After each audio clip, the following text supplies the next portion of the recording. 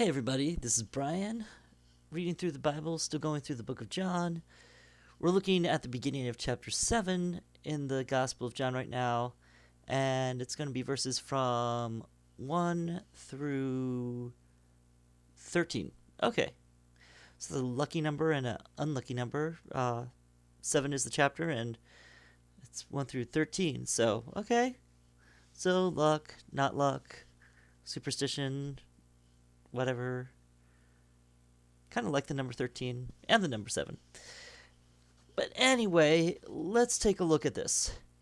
Jesus goes to the festival of tabernacles. After this, Jesus went around in Galilee.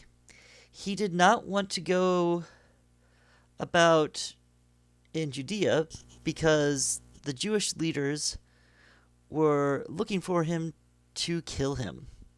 That's a good reason to not want to be in a place, you know.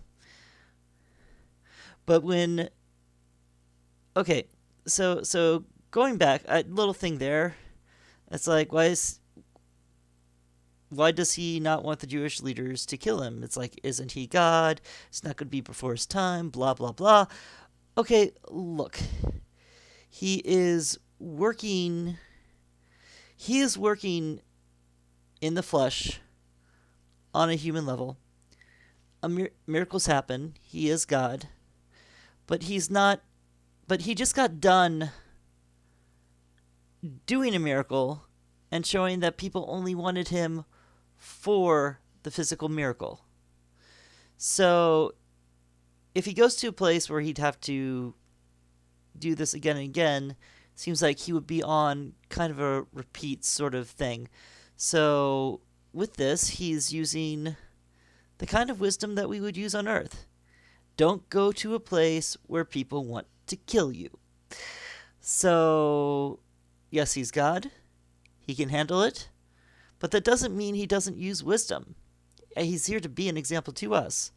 So you don't go to a place where you'd get killed. Okay? But when the Jewish festival of the tabernacle was near, Jesus' brothers said to him, "Leave Galilee and go to Judea, so that your disciples there may see the works you do.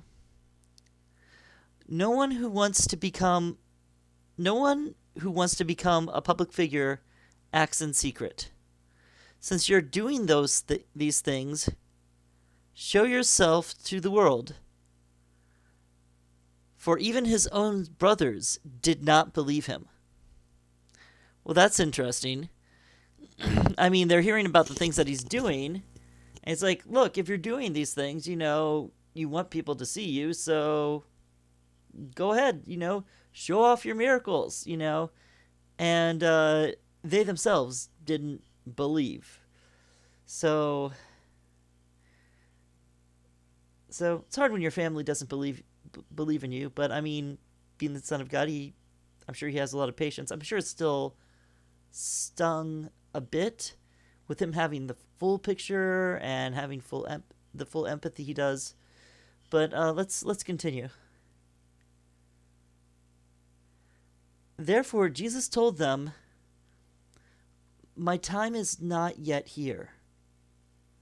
For you, any time will do. The world cannot hate you, but it hates me because I testify that its works are evil." People don't like hearing that they're wrong. And when you're saying this to the whole world, hey, your works are evil, you need to repent, not always a popular message. Particularly when there's people around who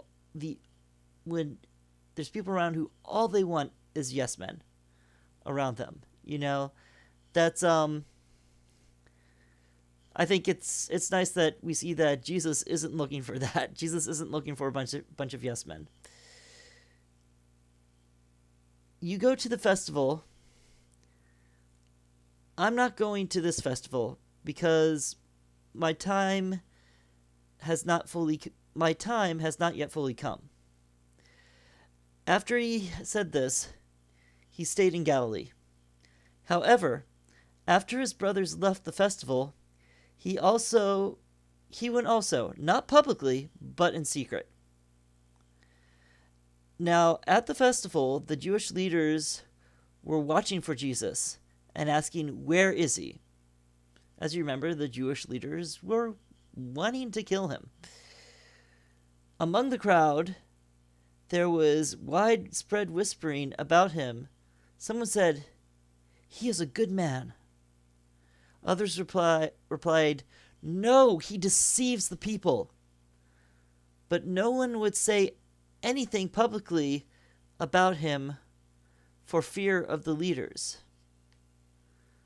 So they're at a festival, and even though some were saying he's a good man, some were saying he deceives people, they still weren't giving him up to the leaders because they were like, well, what are they going to do to him? I mean, if the worst thing he did for these people is, fed them bread and fish and then said, "Hey, I've got living bread for you that's not physical," and then left him angry and confused, that doesn't mean you necessarily want to hand the guy over to leaders who are going to kill him. So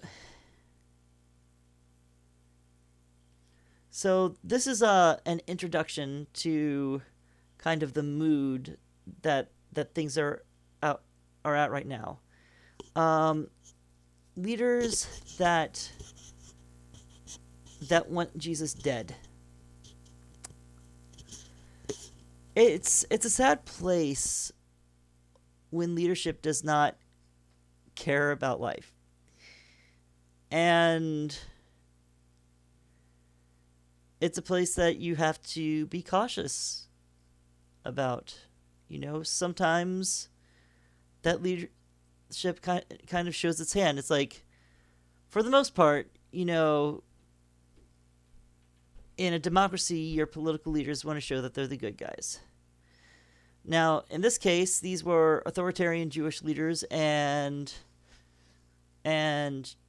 they wanted to get rid of Jesus. They saw him as a threat to their own power. They saw him as a troublemaker. But Jesus is still going to continue teaching, and teaching in a way that's humble and that meets people. And I think that's one of the things that we have to be careful with as well. How are we serving? Where are we serving? Is it going to be wise to do in this sort of place? How do we go about it? We see that Jesus is using wisdom in this situation, and the wisdoms that you find, and the situations that you find yourself in right now, as you're probably at home in some form of lockdown. I know a lot of Romanians are. Romanian has kind of gone a very strong military direction in its preparation. Here in America, it doesn't look like we're doing enough, but hopefully it will all come together soon. And in that meantime, think about wisdom. Who is it wise to be meeting with? Who is it wise to be serving? Now, Jesus was going to serve all, and we're going to see more of that in tomorrow's video. But it's good to prepare for the lessons, even when those giving you advice don't really understand the full picture. Even when those who know you don't believe in you. You keep praying and you keep going forward. Even if you don't seem to them like you're the good fit for a situation, even if it seems to them that you're completely wrong, and that for their good, you should be there. I'm going to use a friend of mine as an example. I'm not going to say his name, but he works at a warehouse that sends people gas masks. and he has some frustrating customers that he has to deal with. He's dealing with the normal frustrating customers, but then he's also dealing with conspiracy theorists and all these other people. And now his job is essential. He's an essential worker at this place where he works, and people need gas masks right now. I mean, there are customers who, you know, even though it's more elaborate, putting on a gas mask when they walk outside, let's be honest, it's safer. you know, it seems like that would be safer than a lot of things. So at least he's helping people, even though some of them can be frustrating.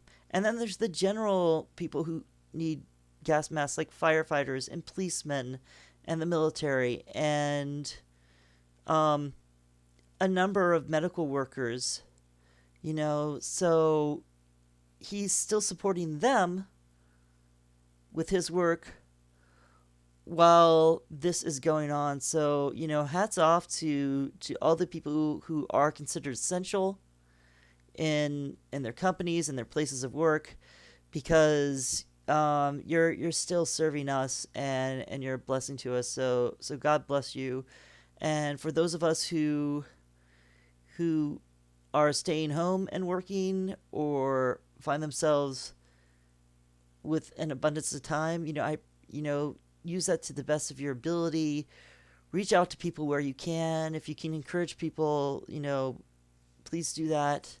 But also evaluate what is the best way to go about these things. I mean, sure, the majority of us don't have people around who just want to kill us. That's the majority of us right now, and that's not something we have to worry about. But still, there are people in our lives that might be toxic or incredibly unhelpful. There could be people in our lives who are like trying to rearrange reality around you. They could be, as they say, gaslighting you. Those people may not need to be in your life either. So think about that. Think about the people that you should be cautious around. And plan accordingly and plan with wisdom. Now, there'll be more tomorrow. Jesus is going to talk at that festival, and we'll see what he says with that. So, bye-bye, everybody. Take care, and God bless.